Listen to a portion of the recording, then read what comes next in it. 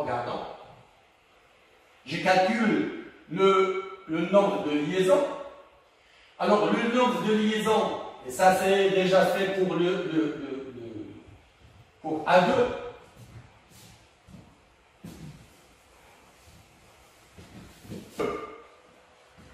Plus 6. Donc c'est 8. Regardons, on a le 8. Je vais regarder les électrons dans les orbitales antiliantes. On n'a que sigma 2s. Donc moins 2 est égal. Le calcul s'est fait 3. Donc ici, avec si je parle de l'atome, je vais voir la structure électronique des atomes, et puis après je schématise comme on a l'habitude, qu'on a déjà fait dans la séance TD, ou bien dans le cours, on a déjà fait des types de A2.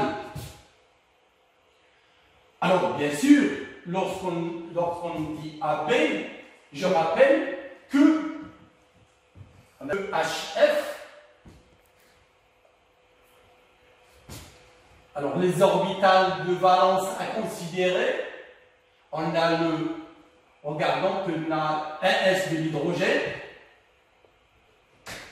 2 PZ de fluor, sachant que, et ça c'est déjà dit dans les séances précédentes, c'est que toujours on considère que Z est pris comme axe nucléaire, c'est-à-dire axial, et regardons le PZ où il y a un électron célibataire, voilà. Mais pour les orbitales 2s, 2px, 2py, on ne va pas l'utiliser et qu'on ne va pas faire des liaisons covalentes, reste sous forme des orbitales non liantes, localisées dans notre cas, localisées sur l'atome F.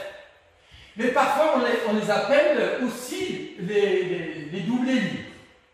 Donc, si je schématise le diagramme énergétique de fluor, les orbitales atomiques de l'hydrogène, et sachant que le fluor, il est plus d'électronégativité, c'est l'électronégativité égale à 4.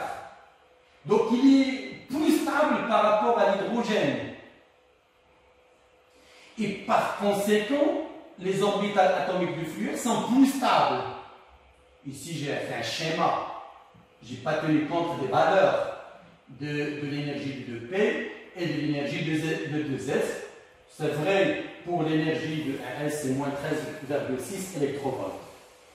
Et sachant que si je compare l'électronégativité de F qui est égale à 4 par rapport à celle de l'hydrogène, c'est 2,1 à 2,2. Donc ici, il y a une grande différence. C'est pour cela ici, il y a 2 signes supérieurs 2 fois. Donc je schématise. Regardons qu'il y a ici les orbitales atomiques de fluor. Et puis il y a une seule orbitale atomique de l'hydrogène. Voilà. Recouvrement de 2 PZ avec un S, ça va donner sigma Z. Je rappelle qu'on essaie d'écrire que les orbitales moléculaires de HF. C'est vrai, parfois on trouve même les autres, ça va dépendre des auteurs, mais ce qui nous intéresse dans ce cours-là, que l'orbitale moléculaire. Et donc, on peut écrire sigma Z où il y a 2 électrons. Ça, c'est la structure électronique. Si je calcule l'indice de liaison de HF, je m'intéresse aussi aux électrons qui existent dans les orbitales moléculaires, ça veut dire sigma Z, et je vais me dire I est égal à n demi 2. J'ai 2 électrons dans sigma Z. J'ai rien dans sigma Z antiliant. Voilà. Et je trouve qu'il J est égal à 1. Alors, en corrélation avec la représentation de Lewis, effectivement, on a une seule liaison parce que le fluor qui a un seul électron dans sa couche de valence, qui va faire recouvrement avec un électron qui se trouve dans l'orbital atomique 1s, il va donner une seule liaison. Et donc, regardons que le modèle de Lewis et le modèle de LCAO donnent à peu près la même signification de nombre de liaisons. Alors, ça, on va le voir dans le cas de HCl.